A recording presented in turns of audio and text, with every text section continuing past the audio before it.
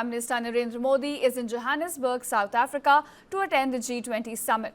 Now for Prime Minister Modi, it was a day packed with diplomacy, diaspora connect and big technology conversations. Prime Minister Modi first held talks with Australian Prime Minister Anthony Albanese, reviewing 5 years of India-Australia strategic partnership with the focus on defence, nuclear energy, trade, education as well as cultural ties.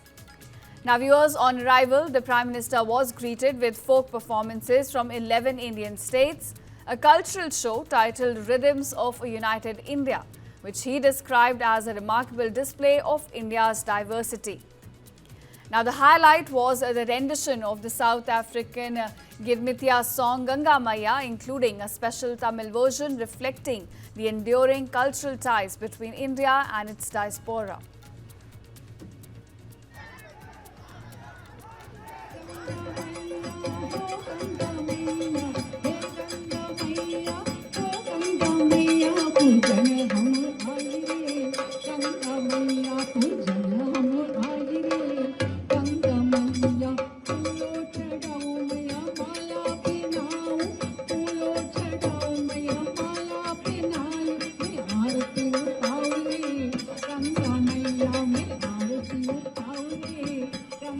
Now, Prime Minister Modi also warmly interacted with the members of the Indian community who expressed joy and excitement at meeting him.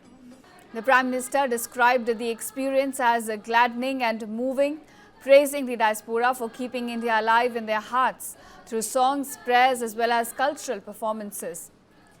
Now, in a social media post, Prime Minister Modi also said that he looks forward to productive discussions at the summit with a focus on strengthening cooperation, advancing development priorities and ensuring a better future for all. He emphasized India's vision of Vasudhaiva Kutumbakam, saying one earth, one family and one future. Now, the Prime Minister also met Indian origin tech entrepreneurs, praising their work across fintech, education, healthcare, agricultural as well as social media. The Prime Minister met Indian origin tech entrepreneurs driving innovation in fintech and other sectors, urging them to deepen their engagement with India and partner more closely with its fast evolving innovation ecosystem. Now, the Prime Minister also held key interactions with the community organizations.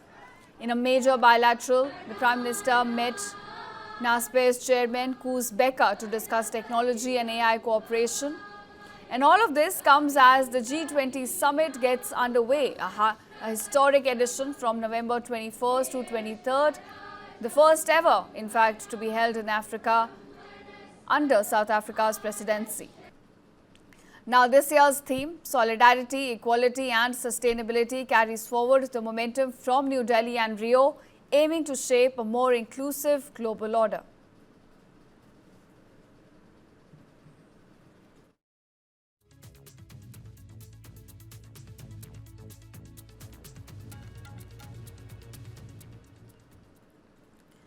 Now, an Indian fighter jet, Tejas, crashed unfortunately during a flying display at the Dubai Airshow, claiming the life of one pilot. Now, the Indian Air Force pilot who died in the crash involving a Tejas fighter jet in Dubai has been identified as Wing Commander Namansh Syal. The crash occurred at approximately 2:15 p.m. local time, which is exactly at the venue for the air show. Now, viral visuals on social media capture the aircraft spiraling out of control just above the ground, igniting on impact and then sliding for a short distance before getting engulfed in flames. Now, the Indian Air Force confirmed the pilot sustained fatal injuries and has ordered a court of inquiry to investigate the cause of this incident. Meanwhile, Dubai officials and firefighting emergency teams responded immediately to manage the situation on the ground. The incident occurred on the final day of the air show, which showcases a military and commercial aircraft to the public and global aviation industry.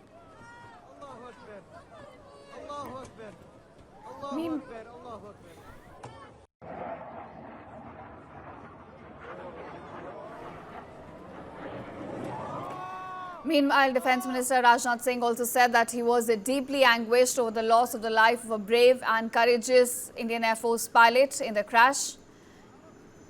In a post on X, he expressed heartfelt condolences to the bereaved family and said that the nation stands firmly with them in this tragic hour.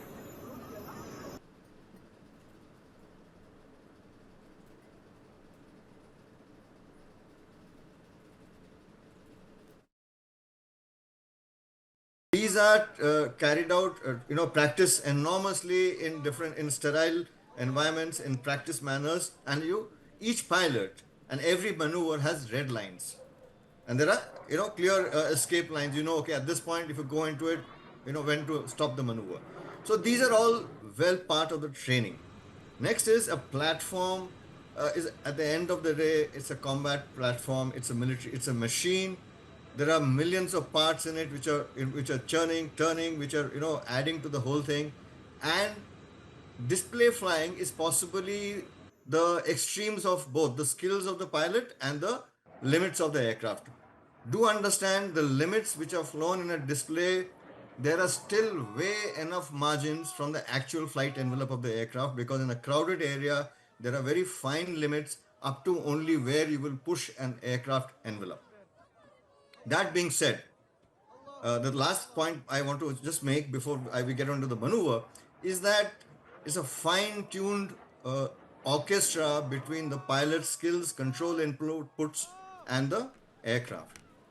There are times when the margins are in seconds. If you actually see from the maneuver, now we'll get on to the maneuver, it's coming out of a turn which is a negative G turn.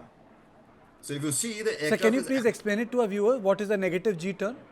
Okay, so in a normal parlance, when we in an aircraft, we need put on bank to one side and turn the aircraft. So when you're turning, because we are turning inwards, it's a positive G turn. That means the weight of the gravity is positive all the way through. That means the gravity is pushing you into the aircraft in a positive G turn. That is, let's say, when I'm turning the aircraft in a maneuver like this. But in this case, the maneuver is going outwards. Here, this aircraft is not, this is a right turn, this is a negative G turn. That means it is going against the gravity in the entire turn. So there are absolutely opposite forces which are contrary to all the normal forces in a positive maneuver, which is acting on the aircraft and obviously the pilot. Now on to national capital. Air quality in Delhi-NCR continues to worsen. Several parts of the city recorded readings ranging from very poor to severe category this morning. Air quality readings across the region show Narela at 401, Mundka and Rohini at about 415 AQI, Anand Vihar at 422, all of them in the severe category. While other hotspots including Chandni Chowk, it stood at 359, RTO at 370, Parpadganj at 389. All of these areas are in very poor category. So you can see the range goes from very poor to severe category in several parts of the capital.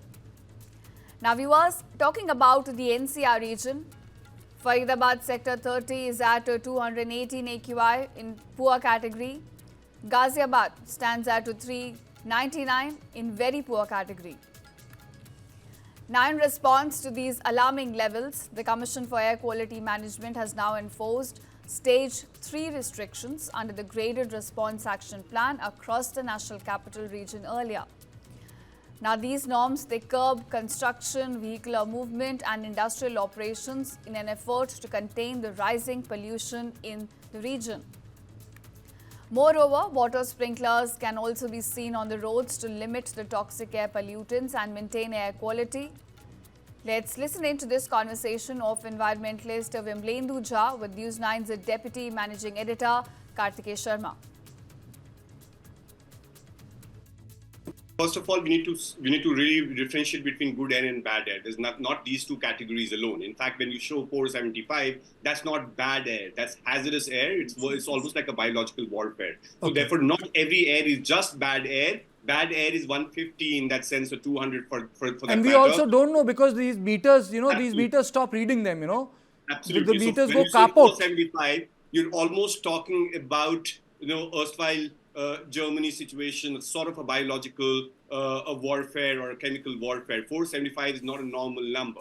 Now, if you look at what needs to be done, one is to first, even as you rightly said, to even know how big the problem is, and that is where data plays a very, very important role in a scientifically governed society, and in a civilization where we need to have scientific acumen. The first thing that you guard or latch on to is data, and therefore one thing that we need to start collecting is data, and not just in Delhi but in entire country. Delhi has the most densely populated, in the sense most number of air quality monitors. In just 1,500 square kilometer, we have around 39 of them. And the other is that out of these 39 of them, half of them are turned off when the air quality reaches peak levels, hazardous levels, and half of them are actually put in areas which actually has green cover, and half of them are actually sprinkled with water, so that the old school, very, very, very, very stone age understanding of averaging out of AQI numbers gets better.